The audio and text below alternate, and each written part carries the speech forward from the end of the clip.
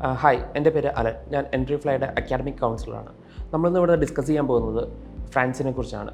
Mostly എല്ലാ സ്റ്റുഡൻസും ചോദിക്കുന്നത് എന്തുകൊണ്ടാണ് ഫ്രാൻസ് ചൂസ് ചെയ്യണം എന്നുള്ള കാര്യം. അപ്പോൾ നമുക്ക് ഫ്രാൻസിനെ കുറിച്ച് നോക്കുകയാണെങ്കിൽ ഫ്രാൻസ് സ്റ്റുഡൻസിന് ഏറ്റവും കൂടുതൽ അഫോർഡബിൾ ആയിട്ടുള്ള ഫീസസ്, പിന്നെ സ്കോളർഷിപ്സ്, പിന്നെ ലൈഫ് സ്റ്റൈല്, ഇങ്ങനെയുള്ള കാര്യങ്ങളാണ് ഫ്രാൻസ് മോസ്റ്റ്ലി ഓഫർ ചെയ്യുന്നത് ഇൻ്റർനാഷണൽ സ്റ്റുഡൻസിന് വേണ്ടി. നമുക്ക് ഇനി യൂണിവേഴ്സിറ്റി ആപ്ലിക്കേഷനെ കുറിച്ച് നമുക്ക് ഡിസ്കസ് ചെയ്യാം. ഇപ്പോൾ ഒരു സ്റ്റുഡൻറ്റ് നമ്മുടെ കയ്യിൽ വന്നു കഴിഞ്ഞാൽ അവരെ നമ്മൾ എങ്ങനെ യൂണിവേഴ്സിറ്റിയിൽ പ്ലേസ് ചെയ്യുന്നുള്ള കാര്യമാണ് നമ്മളിപ്പോൾ ഇന്ന് നോക്കാൻ പോകുന്നത്. ഓക്കെ, ഇപ്പോൾ ഒരു സ്റ്റുഡൻറ്റ് ഫുൾ ഡോക്യുമെൻറ്റ്സ് നമ്മൾ ഫസ്റ്റ് ഓഫ് ഓൾ കളക്ട് ചെയ്യും. അത് നമുക്ക് അവരുടെ എൻട്രി റിക്വയർമെൻറ്റ്സ് നോക്കാൻ വേണ്ടിയിട്ടാണ് നമ്മളത് കളക്ട് ചെയ്യുന്നത്. അതായത് ഓരോ യൂണിവേഴ്സിറ്റിക്കും ഓരോ ക്രൈറ്റീരിയസ് ഉണ്ടാവും. അതുപോലെ വർക്ക് എക്സ്പീരിയൻസ് റിക്വയർ ആയിട്ടുള്ള യൂണിവേഴ്സിറ്റീസ് വേണം, IELTS റിക്വയർ ആയിട്ടുള്ള യൂണിവേഴ്സിറ്റീസ് വേണം. മോസ്റ്റ്ലി നോക്കുവാണെങ്കിൽ ഫ്രാൻസിന് IELTS വേവർ ഉണ്ട്. അതായത് അവരുടെ +2 ഇംഗ്ലീഷിൻ്റെ മാർക്കോ അല്ലെങ്കിൽ മീഡിയം ഓഫ് ഇൻസ്ട്രക്ഷൻസോ അതൊക്കെ നോക്കിയിട്ടാണ് അവർ IELTS വേവർ കൊടുക്കുന്നത്.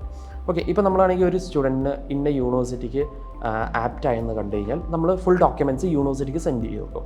അപ്പോൾ അവിടെ ഒരു ടേൺ അറൗണ്ട് ടൈം ഉണ്ടാവും. ലൈക്ക് ഓഫ് ലെറ്റർ ഇഷ്യൂ ചെയ്യാൻ വേണ്ടിയിട്ടൊരു ടൈമാണ്. ആ ടൈം പീരീഡിൻ്റെ ഉള്ളിൽ തന്നെ യൂണിവേഴ്സിറ്റിയിൽ നിന്ന് ഒരു ഫാക്കൽറ്റി സ്റ്റുഡൻറ്റിനും ഇൻ്റർവ്യൂ എടുക്കും. അതൊരു ഗൂഗിൾ മീറ്റ് ഇൻ്റർവ്യൂ ആയിരിക്കും. ആ ഇൻ്റർവ്യൂ ക്ലിയർ ഔട്ട് ചെയ്ത് കഴിഞ്ഞാൽ മാത്രമാണ് അവർക്ക് ഓഫർ ലെറ്റർ കിട്ടുള്ളൂ.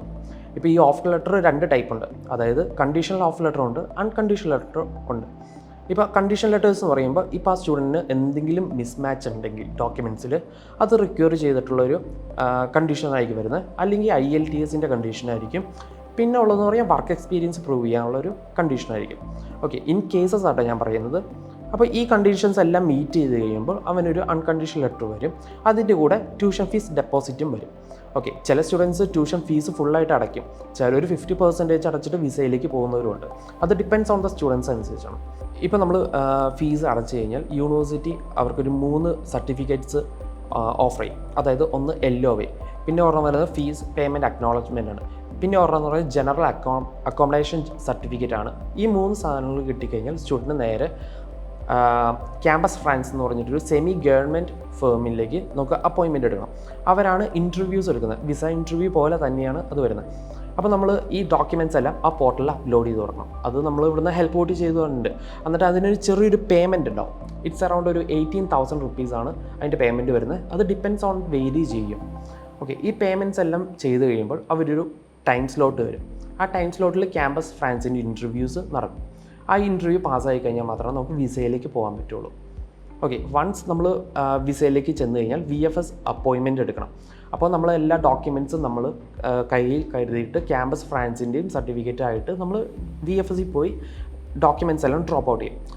ഓൾമോസ്റ്റ് ഒരു 15 to 20 ഡേയ്സിൽ തന്നെ നമുക്ക് അതിൻ്റെ ഔട്ട്കം അറിയാൻ പറ്റും. ഇപ്പോൾ റിജക്ഷൻ ആണെങ്കിൽ നമുക്ക് നെക്സ്റ്റ് ഇൻടേക്കിലേക്കായിരിക്കും നോക്കാൻ പറ്റുന്നത്. ഇപ്പോൾ സക്സസ്ഫുൾ ആണെങ്കിൽ നമ്മൾ നേരെ ഫ്ലൈ ചെയ്യുമായിരിക്കും നമ്മുടെ കോളേജിലേക്ക്.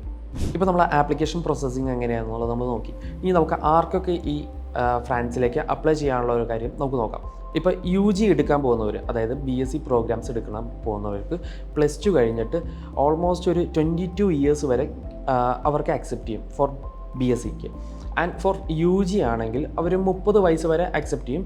പക്ഷേ നമ്മൾ ഈ ഗ്യാപ്പുകളെല്ലാം നമ്മൾ ഫുൾഫിൽ ചെയ്യണം വിത്ത് വർക്ക് എക്സ്പീരിയൻസ്, അല്ലെങ്കിൽ എന്തെങ്കിലും കോമ്പറ്റേറ്റീവ് എക്സാമിന് പ്രിപ്പയർ ചെയ്യുകയാണ്.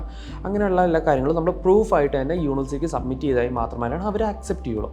പിന്നെ മേജറായിട്ട് നമ്മളൊരു കാര്യം നോക്കണമെന്ന് പറഞ്ഞാൽ UG പ്രോഗ്രാം ചെയ്യാൻ പോകുന്നവർക്ക് സ്റ്റേ ബാക്ക് ഉണ്ടാവില്ല. ഇപ്പോൾ PG പ്രോഗ്രാം ചെയ്യാൻ പോകുന്നവർക്ക് 1+1 ആണ് അവരുടെ സ്റ്റേ ബാക്ക്. ഇൻ കേസ് ഇപ്പോൾ പുതിയ അപ്ഡേഷൻ വന്നതുകൊണ്ട് അവർക്ക് 5 ഇയേഴ്സ് വരെ സ്റ്റേ ബാക്ക് എക്സ്റ്റെൻഡ് ചെയ്യാന്നുള്ളൊരു ഓപ്ഷനാണ്. അതൊരു ഓപ്ഷൻ മാത്രമായിട്ടാണ് അതിനകത്ത് നിൽക്കുന്നത്. അത് നമ്മൾ എക്സ്ട്രാ ഈ ഗവൺമെൻറ്റിന് നമ്മൾ ഇൻഫോം ചെയ്യണം. അതായത് നമ്മൾ എന്തിന് ഈ 5 ഇയേഴ്സ് നിൽക്കുന്നു, അത് കിട്ടിക്കഴിഞ്ഞാൽ നമ്മുടെ ബെനിഫിറ്റ്സ് എന്താണ്, ഇങ്ങനെയുള്ള കാര്യങ്ങളെല്ലാം നമ്മൾ ഇൻഫോം ചെയ്ത് കഴിഞ്ഞാലാണ് അവർ എക്സ്റ്റെൻഡ് ചെയ്ത് തരുള്ളൂ. നമ്മുടെ PSW, അതായത് post study work visa extend ചെയ്യണമെങ്കിൽ നമ്മൾ ഇത്രയും കാര്യങ്ങൾ ചെയ്യണം. ഈ സ്റ്റേ ബാക്ക് ടൈം പീരീഡിൽ ഈ ഫ്രാൻസിൻ്റെ പുറത്ത് പോയി ഇവർക്ക് ജോബ് സീക്ക് ചെയ്യാനുള്ള ഒരു ഓപ്ഷൻസ് കൊടുക്കുന്നുണ്ട്. അതായത് ഫ്രാൻസ് ഫസ്റ്റ്ലി ഷെങ്കൻ കൺട്രിയിലാണ് വരുന്നത്. അപ്പോൾ ഇവർക്ക് വേറെ ഷെങ്കൻ കൺട്രീസിൽ പോയി ജോബ് സീക്ക് ചെയ്യാനുള്ള ഒരു ഓപ്ഷൻസും ഫ്രാൻസ് ഇവരൊക്കെ പ്രൊവൈഡ് ചെയ്യുന്നുണ്ട്. ഓക്കെ, നമുക്കിനി സ്റ്റുഡൻസിന് ഫ്രാൻസിൽ പഠിച്ചുകൊണ്ടിരിക്കുമ്പോൾ കിട്ടുന്ന ബെനിഫിറ്റ്സിനെ കുറിച്ച് സംസാരിക്കാം. അതായത് ഇവർക്ക് അക്കോമഡേഷന് സബ്സിഡി ഉണ്ട്. അതായത് ഒരു 30% ഓഫ് സബ്സിഡി ഇവർക്ക് സ്റ്റുഡൻസിന് കിട്ടും. അതുകൂടാതെ കോളേജ് സൈഡിൽ നിന്ന് റേഷൻസ് കിട്ടും. അതായത് ഇവരുടെ ഫുഡ് ആൻഡ് നീഡ്സിനൊക്കെ റേഷൻസ് കിട്ടും. ലൈബ്രറി ചാർജ് ഉണ്ടാവില്ല. ട്രാൻസ്പോർട്ടേഷന് ഗവൺമെൻറ് ഒരു നിശ്ചിത തുക ഉണ്ടാവുള്ളൂ. അതിനകത്തും ഡിസ്കൗണ്ട് കിട്ടുന്നുണ്ട്. പിന്നെ ഇവർക്ക് സ്കോളർഷിപ്സ്, അതായത് ഫ്രഞ്ച് ഗവൺമെൻറ് ബോഡി ആണെങ്കിലും ഇൻ്റർനാഷണൽ ബോഡീസ് ആണെങ്കിലും ഇൻസ്റ്റിറ്റ്യൂട്ട്സ് ആണെങ്കിലും മോസ്റ്റ്ലി എല്ലാവർക്കും സ്കോളർഷിപ്സ് അവാർഡ് ചെയ്യുന്നുണ്ട്. അപ്പോൾ ആ സ്കോളർഷിപ്സ് കിട്ടിക്കഴിഞ്ഞാൽ ഇവർക്ക് ട്യൂഷൻ ഫീസിൽ ഭയങ്കര രീതിയിൽ ഡിസ്കൗണ്ടാണ് വരുന്നത്. അപ്പോൾ അഫോർഡബിൾ ഫീസിൽ തന്നെ പോയി പഠിക്കുകയും ചെയ്യാം. പിന്നെ നോക്കുവാണെങ്കിൽ മേജർ കാര്യമാണ് ഹെൽത്ത് കെയർ കവറേജ്. അതായത് മെഡിസിൻ ആണെങ്കിലും അതെ, ഹോസ്പിറ്റലൈസേഷൻ ആണെങ്കിലും അതെ, ബിൽസിലാണെങ്കിലും അതെ, നല്ല രീതിയിൽ ഇവർക്ക് കവറേജ് കിട്ടുന്നുണ്ട്. അത് നമ്മൾ വിസ ഫയൽ ചെയ്യുന്നതിന് മുമ്പ് നമുക്ക് ഹെൽത്ത് കവറേജ് നമ്മളിവിടുന്ന് ഫയൽ ചെയ്തിട്ട് പോകേണ്ടതാണ്. മോസ്റ്റ്ലി സ്റ്റുഡൻസ് ചോദിക്കുന്നതെന്ന് പറഞ്ഞു കഴിഞ്ഞാൽ ഫ്രഞ്ച് അറിഞ്ഞിരിക്കണമെന്നാണ് എല്ലാവരുടെയും ഒരു ഡൗട്ട്. ഇപ്പോൾ യൂണിവേഴ്സിറ്റിയിൽ നോക്കുവാണെങ്കിൽ അവിടെ ഇംഗ്ലീഷ് തോട്ട് പ്രോഗ്രാമാണ് അവരെല്ലാവരും ചെയ്യുന്നത്. അപ്പോൾ ഫ്രഞ്ച് അറിഞ്ഞിരിക്കേണ്ടത് മാൻഡറ്ററി കാര്യമല്ല. ഇപ്പോൾ പാർട്ട് ടൈം ജോബ്സിലാണെങ്കിലും അതെ, ഫ്രഞ്ച് സ്പീക്കിംഗ് കൺട്രിയാണ്, പക്ഷേ ഇംഗ്ലീഷിലും അവർ സംസാരിക്കുന്നുണ്ട്.